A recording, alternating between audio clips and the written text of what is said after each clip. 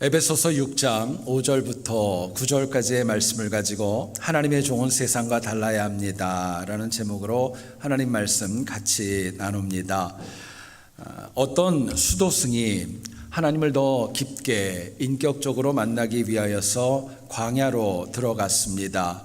그러자 이것을 마음에 들지 않았던 마귀가 다양한 방법으로 수도승을 넘어뜨리기 위하여서 공격하고 미혹을 합니다.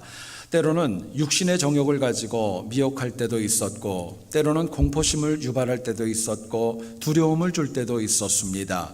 그리고 때로는 영적인 의심을 주면서 그 수도승의 삶을 미혹하게 하려고 갖은 노력을 다했던 거예요.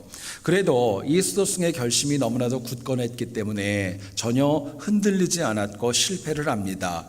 그러자 이 마귀의 대장이 나서서 이렇게 직접 얘기를 합니다. 너희들이 지금까지 썼던 방법은 너무나도 구태의연한 방법이야. 이제 내가 하는 것을 잘 봐봐. 그러면서 직접 나가서 즉시로 수도승에게 다가가서 이렇게 귀에다 대고 속삭였다고 합니다. 이봐, 당신 동생이 며칠 전에 알렉산드리아에서 대주교가 되었대. 자네는 지금 여기서 뭐하고 있나? 참나. 그 얘기만 하고 사라졌다는 거예요. 그러자 수도승의 얼굴이 갑자기 확 바뀌고 굳어지고 시기심과 질투심으로 인하여서 짐을 싸기 시작을 했고 즉시로 귀가했다는 이야기입니다. 여러분, 하나님의 백성들이 세상과 달라야 하고 또 다르기 위해서 노력을 하며 살아가야 되지만 이것이 생각처럼 그렇게 쉬운 것이 아닙니다.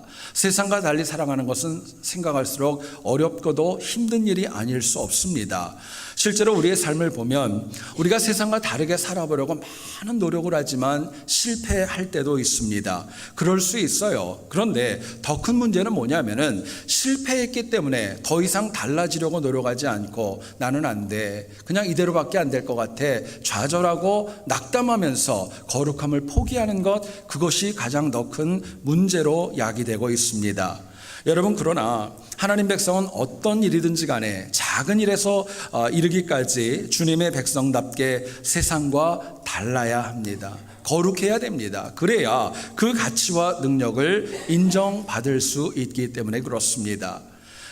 저희들이 에베소서 이제 끝부분을 묵상해 나갑니다. 바울은 그리스도 안에서 피차 하나님의 마음을 가지고 피차 복종하며 섬기라 말씀을 주면서 다양한 인간관계를 구체적으로 언급합니다. 처음에는 우리 부부간의 관계를 갖다 저희들에게 이야기해 주기도 하고, 또 지난주에는 부모와 자녀 간의 관계를 가지고 저희들에게 말씀을 줍니다. 그리고 오늘 본문에서는 믿음의 또 노예들과 또 상전의 관계를 가지고 확대하여서 인간관계를 저희들에게 이야기해 주기도 합니다. 여러분, 우리가 이 말씀을 좀 이해하려면은 당시의 상황을 좀 이해해야 될 필요성이 있어요. 바울이 사역했던 당시는 시대적으로는 로마 제국이 세계를 지배하던 시대였습니다. 이 로마 제국은 정복전쟁으로 인하여서 제국이 계속적으로 확장되어지는 그런 추세에 있었고, 또 이로 인하여서 노예 인구 역시 계속적으로 늘어나고 또 늘어나는 그런 추세에 있었던 겁니다. 실제로 당시 로마시에 있었던 인구 가운데 3명 중에 1명, 3분의 1이 노예였고, 또 이런 현상은 에베소를 비롯한 지역에 있는 많은 도시들뿐만이 아니라 로마 제국 전체에 그대로 가지고 있는 동일한 모습이었다고 합니다. 그런데 복음이 계속적으로 확장되어지고 또 믿는 사람들이 점점 더 늘어가면서 이 노예 중에는 예수 그리스도를 믿고 기독교인이 되는 경우들도 적지 않았다고 합니다. 뿐만 아니라 상전으로 불리는 영혼들, 또 이 귀족 중에서도 복음을 영접했었던 기독교인들의 숫자도 역시 나날이 늘어가고 있었던 추세였습니다. 그렇기 때문에 바울은 이런 현상이 에베소에서도 당연히 발생하고 있었기 때문에 이런 도전과 또 말씀을 줍니다. 하나님을 믿게 된 노예가 주인을 신실하게 섬겨 나가야, 그래야 복음 전파의 장애 요인이 되지 않는다 가르쳐 주었고, 뿐만 아니라 믿음을 가지고 있는 상전들, 또 그 지주들, 소위 상류층에도 복음을 가지고 있는 영혼들에게는 노예를 함부로 대하고 사람을 폄하하고 방황하고 이런 일들 하지 말라고 세상과 달라야 된다는 것을 강하고 힘있게 권면했던 것입니다. 여러분, 이처럼 세상과 다른 모습으로 관계를 맺어야 세상에 선한 영향력을 발휘할 수 있었기 때문이었어요. 오늘날 우리 삶을 가만히 보면은요, 로마 시대와 같이 어떤 노예와 주인과도 같은 주종 관계는 이제는 많이 사라졌습니다. 하지만 우리가 살아가는 삶의 현장을 보게 되면은 직급의 차이는 분명히 존재하고요. 또 고용인과 피고용인의 관계도 역시 엄연히 우리 주변에는 존재하고 있는 것을 보게 됩니다. 문제는 이처럼 어떤 직급의 차이나 고용인과 피고용인의 관계는 어떤 상하의 관계가 아니라 기능적인 차이임에도 불구하고 죄인인 인간이 이것을 아주 나쁘게 만들어 갑니다. 이를테면 이런 모든 관계를 돈이 많고 적음으로 인하여서, 권력이 높고 낮음으로 인하여서 그 관계를 위아래로 하이어라키를 만들어버리고 상하 관계를 만들어버리는 거예요. 그렇기 때문에 우리가 많이 쓰는 단어 가운데 가불관계라는 단어가 있고, 또 금수저, 흙수저 이런 예의가 나오는 것 자체가 벌써 사회적으로 굉장히 많은 상하 계층이 나뉘어져 있다는 것을 보여주고 있습니다. 실제로 여러분, 오늘날 세상을 보면 교회마저도 때로는 물질과 사회적인 위치와 직업으로 인한 영향력 차이가 얼마나 심각하게 발생하고 있는지 모릅니다. 그럼에도 불구하고 많은 우리 기독교인들은 그것이 옳지 않음을 알고 있고 무엇이 옳음을 알고 있음에도 불구하고 우리는 세상의 방식대로 더 따라가는 경우가 얼마나 많이 있는지 모릅니다. 하지만 힘들고 어려워도 어쩌면 다른 사람 볼 것이 아니라 나부터, 다른 교회가 아니라 우리 새한교회부터 하나님의 관점으로 세상과 다르게, 구별되게, 거룩하게 살아갈 수 있다면 우리의 미래는 분명히 하나님의 은혜로 달라질 것입니다. 오늘 본문을 통하여서 우리가 주님의 종으로, 하나님의 종으로 세상과 다르게 살아가기 위해서 꼭 기억해야 될 삶의 자세가 과연 무엇일까? 본문이 주는 메시지를 같이 한번 나누어 보기를 원합니다. 첫 번째로 생각할 것은요, 우리가 하나님의 종으로 세상과 다르게 살아가려면 매사를, 모든 일을 하나님께 하듯 하며 살아가셔야 돼요. 모든 일을 하나님께 하며 살아갈 때에 우리의 삶이 세상과 달라질 수 있는 것입니다. 오늘 본문 가운데 5절과 7절을 한번 눈으로 따라와 주시기를 원합니다. 유사한 표현이 나옵니다. 본문 5절을 보면 순종하기를 그리스도께 하듯 하라, 종들에게 얘기합니다. 그리고 7절을 보세요. 역시 종들에게 섬기기를 주께 하듯 하라 또 말씀을 합니다. 여러분, 당시 노예들의 삶을 가만히 보면은요, 성실하지 않았던 것 같습니다. 또 그들의 삶을 보면은 매사를 기쁨으로 어떤 일을 행하는 것보다는 어쩔 수 없이 시간 때우기로 그냥 대충 하루를 넘어가며 살아갈 때가 훨씬 더 많이 있었다고 합니다. 실제로 여러분 한번 상상을 해보세요. 전쟁을 통하여 노예로 끌려왔습니다. 그전에는 자유로웠고 자신들의 나름대로의 삶이 있었던 거예요. 그런데 이제는 노예가 되어버렸습니다. 언제까지, 몇 년 후까지 노예가 되고 그 이후에는 자유인이 된다면 그래도 그들의 삶에는 희망이라도 있었을 거예요. 그러나 로마 시대에 처음으로 노예가 되는 경우에는요, 죽을 때까지, 끝까지 그들은 노예로 살다가 죽었습니다. 심지어는 그 자녀들, 후손들까지도 계속 노예로 살아갈 수밖에 없었기 때문에 이 노예들에게는 내일에 대한 희망과 열심히 일해야 될 이유와 미래에 대한 꿈을 꿀 이유가 전혀 없었던 것입니다. 그렇기 때문에 이 상전들, 소위 소유주, 이런 지주층은 내일이 없는 것처럼 매일 눈치나 보고 있고 대충 살아가는 노예들을 더 무시했고 점점 더 종과 주인의 관계는 악화되었고 악순환을 반복하게 되었던 것입니다. 그런데 바울이 보니까요, 그래도 하나님을 믿게 된 노예들에게 다시금 강조합니다. 일반 노예들이 사는 것과는 달라야 된다는 거예요. 모든 일들을 할 때마다 매사를 하나님께 하듯, 주께 하듯 하라고 권면하고 명령합니다. 나아가서 믿음을 가진 상전들에게도 얘기합니다. 역시 그들도 다른 상전들 같이 하지 말고 믿는 자답게, 하나님의 백성답게 주의 종으로 대하며 함께 달라야 된다는 것을 권면했던 것입니다. 비록 사회적으로 고정관념으로 주정관계가 이미 형성되어져 있었지만 세상과는 다르게 믿음으로 살아가야 하나님 주시는 상급과 은혜가 그들의 삶에 있었기 때문이었습니다. 우리가 구약을 보면은요, 레위기 11장 45절에 이런 말씀이 나옵니다. 내가 거룩하니 너희도 거룩할지어다 말씀합니다. 이 말씀은 가나안을 향해 가는 선민을 향하여서 이방인과 선민의 삶이 달라야 되고 구별되어져야 된다는 것을 말씀합니다.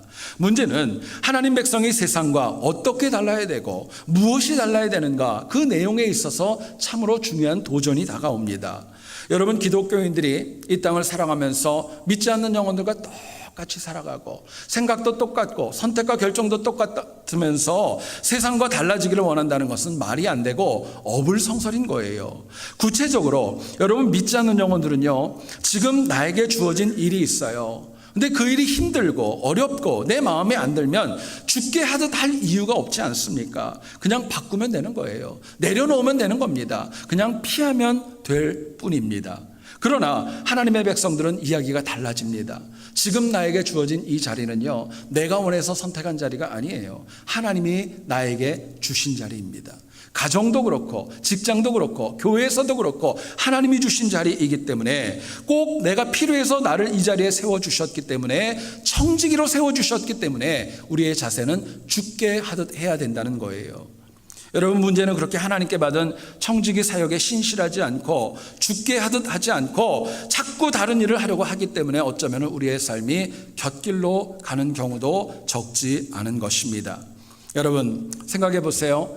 내 삶이 좀 더 나아지기를 원합니다. 바뀌기를 원합니다. 발전하기를 원합니다. 이전보다 더욱더 성장하기를 원하지만 내 뜻대로 안 되는 이유가 있습니다. 왜 그런 것 같아요? 하나님의 은혜가 적습니까? 주변에 있는 원망 때문입니까? 사실은 엄밀히 얘기하면요, 내가 원인이 될 때가 참으로 많이 있어요. 내게 주어진 청지기의 사역에서 세상과 다르게 믿음으로 죽게 하듯 최선을 다하여 헌신할 때에 하나님께서 왜 그 영혼에게 새로운 길을 열어주시지 않겠습니까? 왜 책임져 주시지 않겠어요? 반면에 지금 주어진 일에 죽게 하듯 하지 않고 매사가 불평이고 불성실하고 그렇게 그런 마음으로 가득한데 하나님 주시는 성장과 은혜가 어떻게 채워질 수 있겠습니까? 여러분, 잊지 마세요. 믿는 영혼들, 하나님 백성은요, 언제 어디서 누구와 무엇을 해도 죽게 하듯 하며 살아가야지 그 은혜가 있는 것입니다. 하나님께 하듯 하셔야 돼요. 매사에 죽게 하듯 살아가는 영혼에게 하나님께서 그 인생길을 열어주시고 책임져 주시고 함께 동행하여 주시기 때문에 그렇습니다.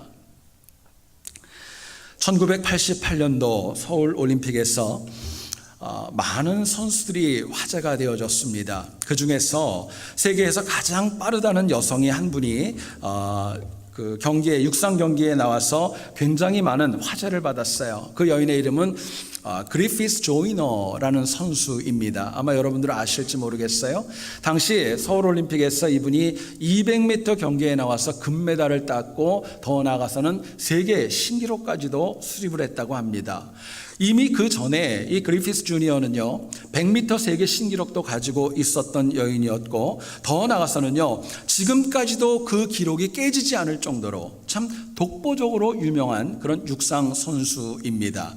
그런데 당시 서울올림픽에서 금메달을 따고 세계 신기록을 땄을 때 NBC 기자가 이 그리피스 조이너를 찾아와서 이런 인터뷰를 하며 물어봤습니다. 당신은 달리면서 도대체 어떤 생각을 하십니까?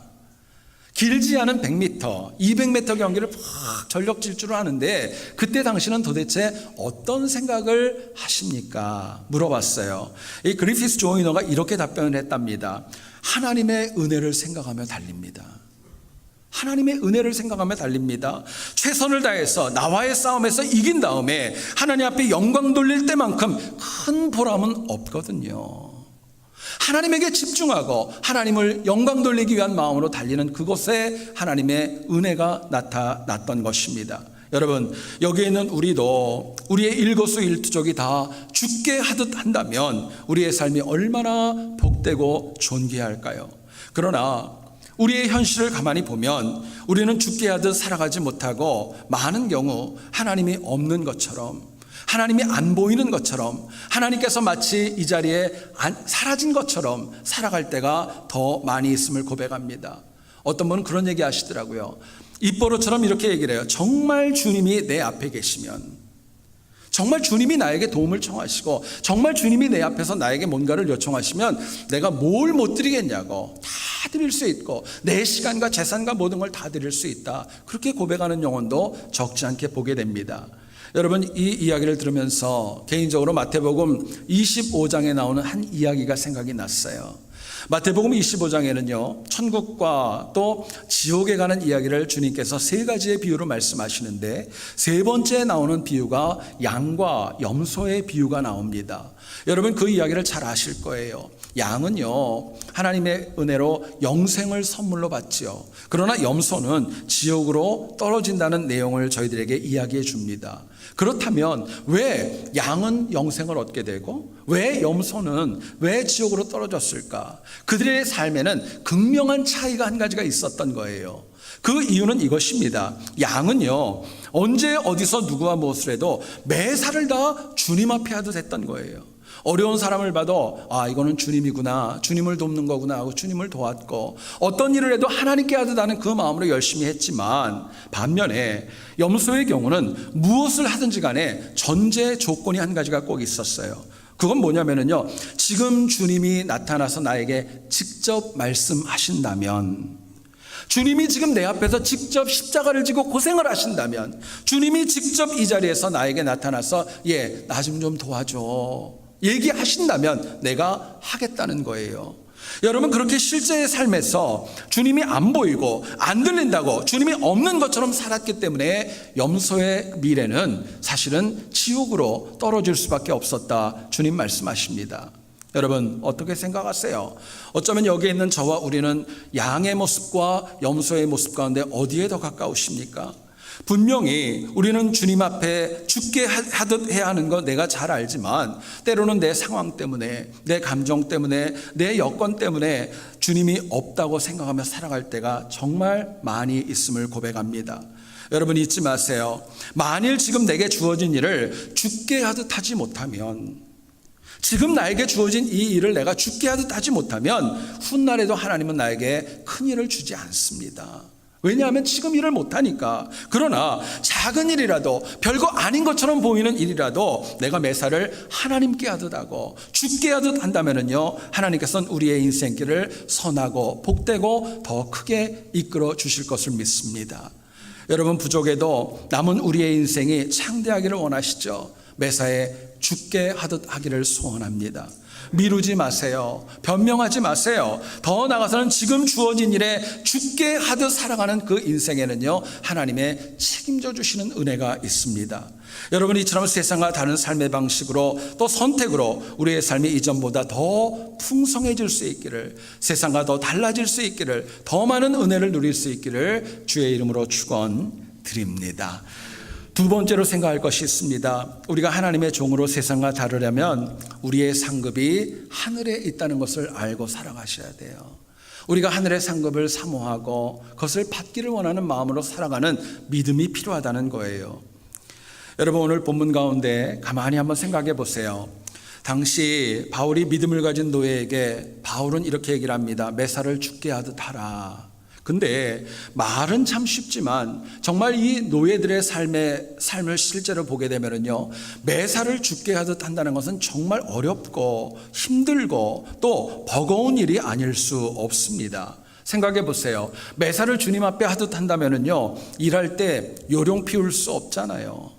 뿐만 아니라 육체적으로 더 힘들게 열심히 일해야 되잖아요. 그리고 심지어는 다른 종들이 조롱할 수도 있잖아요. 너 왜 갑자기 이러니? 너 뭘 얻으려고 그러니? 이래봐야 밥도 안 줘. 여러 가지 많은 말로 조롱하고 비판하고 더 나아가서는 따돌림을 당할 수도 있지 않았겠습니까? 그런데 바울은요, 본문 8절에서 얘기를 합니다. 매사를 죽게 하듯 하며 살아가는 노예들, 종들, 힘들고 어렵지만 그들에게 주시는 하나님의 은혜와 상급이 있다고 말씀을 하세요. 8절을 한번 보시죠. 이는 각 사람이 무슨 선을 행하든지 종이나 자유인이나, 종이나 상전이나 다 똑같다는 거예요. 주께로부터 그대로 받을 줄을 알미라 말씀을 하세요. 여러분, 비록 노예였지만 주께 하듯 하는 삶은 반드시 하나님께서 주시는 상급과 은혜가 있다는 것입니다. 세상이 주는 보상이 아니라 하나님이 주는 보상이 있다는 거예요. 또 본문 9절을 보세요. 바울은 믿음의 상전들에게 이와 같이 종을 향한 위협을 그치라 이야기를 합니다. 여러분, 실제로 당시에 상전들 지주계층에서 하나님을 인격적으로 만난 경우에 하늘의 상급을 바랄 수밖에 없지 않겠어요? 그런데 그들이 어떻게 악한 마음으로 종들을 핍박하고 박해하고 그들을 억누를 수 있겠습니까? 그럴 수 없다는 거예요. 여러분, 실제로 우리가 성경을 보면은 이게 실제적인 얘기도 나와요. 골로새 교회에 지주계층이고 또 굉장히 유지였던 빌레몬이라는 영혼을 여러분 잘 아실 겁니다. 그 집에 있었던 오네시모라고 하는 종이 도망가잖아요. 그리고 도망가서 로마에서 바울을 만나고 바울에 의해서 변화되어서 다시 골로새로 돌아옵니다. 여러분, 바울의 부탁을 받고 이 빌레몬의 위대한 점이 나타납니다. 종이었던 오네시모를요, 종이 아니라 동역자로 받아들입니다. 여러분, 죽게 하도 됐던 거예요. 그리고 더 나아가서는요, 그 하늘의 상급을 바라보는 그 믿음으로 살았던 빌레몬은 성경에 기록이 되어지고 오늘 우리에게도 많은 도전과 은혜로 그 이름을 남겨주고 있는 것입니다.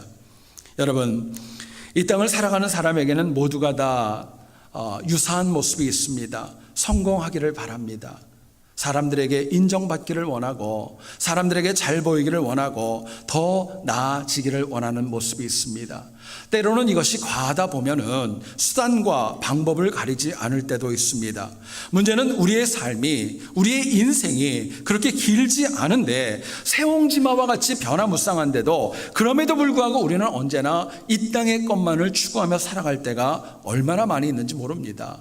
그러나 여러분, 복음, 하나님의 은혜, 십자가의 은혜는 우리의 삶을 이 땅과 천국까지 모두 풍성할 수 있도록 한결같은 은혜로 우리들의 삶을 채워주시는 은혜가 있습니다. 여러분, 생각해 보세요. 이 땅의 삶은 잠깐 있다가 없어지는 안개와 같습니다. 얼마나 빨리 지납니까? 제가 한번 여쭤볼게요. 세월이 빨라요, 안 빨라요? 정말 빨리 대답을 하시는군요. 세월은 빨라요. 제가 우리 교인들 신방을 가서 그 가정에 보서 이렇게 사진들을 보면은요, 참 옛날 사진들을 많이 이렇게 찍어 놓은 그런 가정들이 참 많이 있습니다. 여러분, 그 모습들과 지금의 모습이 같을 때가 많을까요? 다를 때가 많을까요? 많이 달라요. 여러분, 지금 이렇게 머리가 없으신 분들 보잖아요. 옛날에 머리 많았어요. 그런 분들도 많이 있고 젊은 분들도 많이 있고 자녀들도 어리고요. 시간이 얼마나 빨리 가는지 몰라요. 손주들 보면 어렸는데 지금은 대학 가 있고 그런 경우들이 여러분 우리 주변에 얼마나 많이 있습니까? 여러분, 삶은요, 잠깐 있다가 가는 안개와 같이 빨리 지나갑니다. 그러나 영생은요, 영원한 것입니다. 바뀌지 않습니다. 그렇기 때문에 우리가 정말 세상과 다르게 살아가기를 원한다면요, 이 땅이 아니라 하늘의 상급을 사모하며 살아가야 마땅한 것입니다. 여러분, 성경은 저희들에게 이렇게 얘기를 합니다. 이 땅의 상급은요, 있다가 사라질 수도 있어요. 가지고 있다가 놓칠 수도 있어요. 없다가도 질 수도 있어요. 시간이 갈수록 퇴색해질 수도 있고 좋아질 수도 있고 얼마나 변화무쌍한지 몰라요. 그러나 천국에 쌓이는 상급과 면류관은요, 시들지 않는다고, 영원하다고, 그리고 한결같다고 저희들에게 분명히 말씀합니다. 그렇기 때문에 성경은 저희들에게 이 패역한 세상을 살아가지만 우리가 달라야 될 것이고 더 나아가서는 믿음과 인내로 소망과 절제로 살아가라고 자신 있고 분명하게 우리에게 강권하고 도전하고 있는 것입니다. 고린도후서 11장을 보면 사도 바울이 사역하는 가운데 체험했던 많은 고난의 목록을 저희들이 접하게 됩니다. 그 내용을 읽으면 읽을수록 저희들은 눈으로 읽지만은요, 정말 하나하나를 가만히 생각해 보면은 얼마나 엄청나고 얼마나 끔찍한지 몰라요. 그 고난에는 엄청난 두려움도 있고 엄청난 아픔도 있고 또 배신감도 있고 억울함도 있습니다. 매도 많이 맞아야 됐고 죽을 위기도 얼마나 많이 겪었는지 몰라요. 여러분, 그렇다고 당시 바울이 악한 일을 하거나 범죄를 저지른 거 그런 거 아니었어요. 뿐만 아니라 누군가에게 어떤 실제적인 해를 가하거나 국가적인 어떤 손실을 유발했던 것도 아니었습니다. 그런데 그렇게 많은 박해를 받았음에도 불구하고 여전히 바울이 다시 일어날 수 있고 복음을 증거하고 사역을 재개할 수 있었던 이유가 있습니다. 하늘의 상급 때문이었어요. 면류관 때문이었어요. 그것 때문에 바울은 일어날 수 있었던 것입니다. 바울은 생각했을 거예요. 지금 당하는 고난과 아픔이 힘들지만 이것은 끝이 있다. 한계가 있다. 나중에 나아질 것이다. 소망이 있었고, 지금 당하는 고난과 박해와 모멸감과 억울함이 있지만 이것을 이기면 하나님 주시는 영원한 상급이 있다는 믿음이 변하지 않았던 것입니다. 여러분, 실제로 당시에 만약에 바울이요 그렇게 많은 고난을 당하고 만약에 중도에 포기하고 나 그만할래, 이제는 안 할래, 만약에 그랬다면요 얼마나 기가 막혔을까요? 얼마나 마음이 아플까요? 그렇기 때문에 바울은요 다시 일어났고 천국에 대한 소망으로, 면류관에 대한 소망으로 일어나서 하나님 주신 사명의 그 길을 힘있게 나아갈 수 있었던 것입니다. 여러분, 참 안타까운 것은 죄인인 인간은 항상 보면은 그래요. 열심히 해야 된다는 거 압니다. 그리고 사명감을 가져야 된다는 것도 압니다. 천국에 대한 소망을 잊지 말아야 된다는 것도 모르지 않습니다. 그런데 이것을 우리들이 깨닫는 시기를 보면 나이가 들어서야, 시간이 지나서야, 그때서야 비로소 이 땅의 것이 헛되고 또 영원하지 않다는 것을 절감하며 고백을 합니다. 많은 경우 그런 경우 참 많이 봐요. 늦게서야 후회하고 아파하며 힘들어하는 경우를 너무너무 많이 보고 또 체험할 때가 적지 않습니다. 근데 여러분 잊지 마세요. 아직 안 늦었어요. 내가 호흡할 수 있고 내가 움직일 수 있고 내가 헌신할 수 있는 기회가 있다면요 아직 우리에게는 하늘의 상급이 남아있는 것이고 그것을 바라보며 나아갈 수 있는 여지가 우리들의 삶에는 은혜가 있다는 것을 저희들에게 말씀하고 있는 것입니다. 비록 어리고 비록 연약하고 힘들어도 내 삶의 곤고함이 적지 않아도 때로는 사업적으로 힘들고 우리 자녀들의 문제로 아프고 힘들어도 지금부터라도 우리가 이 땅이 아니라 하늘의 상급을 바라보고 나아갈 수 있다면, 세상 사람들과 다른 삶을 살아갈 수 있다면요 하나님이 주시는 은혜와 능력은 우리의 삶에 넉넉히 채워질 줄을 믿습니다. 하나님의 은혜가 있는 거예요. 지난주에 어떤 책을 보다가 재미있는 이야기가 있어 소개합니다. 어떤 연로한 목사님께서 잠깐 낮에 깜빡 졸게 되었어요. 근데 꿈을 꿨습니다. 꿈을 꿨는데 어떤 꿈을 꿨냐면 천국에 갔는데 천사가 이 목사님을 맞이하더랍니다. 그리고 갑자기 천사가 목사님한테 얘기하더라. 잠깐만 기다리라고. 그러더니 창고에 들어가 가지고 뭔가를 가지고 나오시더랍니다. 가지고 나오는 걸 보니까 면류관인데 온갖 보석과 다이아몬드와 아주 휘황찬란하고 화려한 그런 면류관을 가지고 딱 나오시더랍니다. 목사님 마음이 흐뭇했어요. 저거 내 거 같아. 그런 생각이 들었는데 갑자기 이 천사가 이렇게 얘기하더랍니다. 사실 이것은 젊었을 때 당신을 위해 내가 만들어 놓았던 건데 당신의 헌신과 또 그 삶이 점점 더 정말 약화되어지면서 이제는 이게 당신 것이 아닙니다. 그리고 가지고 들어가더래요. 꿈에서도 굉장히 아쉬웠던 것 같아요. 줄 것도 아닌데 그거 왜 보여주나, 그런 생각이 들었대요. 그런데 이번에 또 조금 있다가 천사가 처음보다는 좀 못한 면류관을 가지고 와서 또 보여주더랍니다. 목사님 속으로 생각했대요. 그래, 이것도 괜찮다. 이 정도면 괜찮아 생각을 했대요. 근데 천사가 또 얘기하더랍니다. 이거는 당신의 중년 때에 받을 수 있는 면류관이었는데 당신이 하나님 앞에 더 헌신하지 못함으로 인해서 안타깝지만 이것도 당신 것이 아니라고. 목사님이 더 상처가 됐어요. 그리고 좀 더 기다리는데 천사가 한 번 더 기다리라고 얘기하더랍니다. 그리고 창고에 들어가서 나오는데 이번엔 진짜를 가지고 나오는데 뭘 가지고 나오냐면요 싸구려 개털 모자를 가지고 나오더래요. 싸구려 개털 모자를 가지고 나가지고 목사님한테 떡 씌워주면서 그렇게 얘기를 하더랍니다. 이것이 지금 당신의 면류관이고 이게 앞으로 당신이 이곳에서 쓸 것이라고, 당신 거라고, 이제 받으라고 이야기를 하더래요. 여러분, 목사님이 꿈이지만 얼마나 놀랬겠어요. 정말 말 그대로 기겁을 하면서 놀래서 깨고 다시 헌신의 자리로 돌아갔다는 이야기입니다. 여러분, 그런데 이 이야기를 통해 우리가 분명히 하나 알 수 있는 것은 있습니다. 하늘의 상급이 있다는 것입니다. 하늘의 상급이 있다는 거예요. 그리고 더 중요한 것이 있습니다. 그 상급은 내가 이 땅에서 살아온 삶대로 받는다는 거예요. 내가 이 땅에서 어떻게 살아왔느냐, 여기에 따라서 내가 받을 면류관과 상급도 바뀔 수 있다는 것을 은연중에 저희들에게 말씀합니다. 여러분, 제가 여러분들에게 정말 중요한 질문을 드립니다. 속으로 한번 잘 답변해 보세요. 여러분, 만약에 여러분들 각자가 지금, 바로 지금 하나님 앞에 선다면, 지금 만약에 내가 하나님 앞에 선다면 여러분들은 어떤 상급을 받을 수 있다고 생각하세요? 하나님이 여러분들한테 무슨 상급을 주실까요? 뭘 받을까? 여러분 어떤 생각이 드세요? 만약에 내가 자신 없고 부끄럽고 아직은 아닌 것 같다, 이런 생각이 만약에 드세요? 그렇다면요, 아직 안 늦었어요. 남은 우리의 삶 가운데 내가 어떻게 무엇을 위해 살아가야 될지 다시 깊이 생각하는 우리의 삶이 되기를 간절히 소원합니다. 여러분, 다시 생각하셔야 돼요. 내가 무엇을 위해 살아가야 되고 또 어떻게 살아가야 될지를 바르게 생각하는 지혜가 필요한 거예요. 히브리서 11장 6절은 저희들에게 이렇게 얘기를 합니다. 믿음이 없이는 하나님을 기쁘시게 하지 못하나니 하나님께 나아가는 자는 반드시 그가 계신 것과 또한 그가 자기를 찾는 자들에게 상 주시는 이심을 믿어야 할지니라 말씀하세요. 여러분, 그렇다면 적어도 지금과 상 받기를 원한다면 조금이라도 달라진 신앙, 달라진 태도로 하늘의 상급을 사모하며 살아가야 되지 않겠습니까?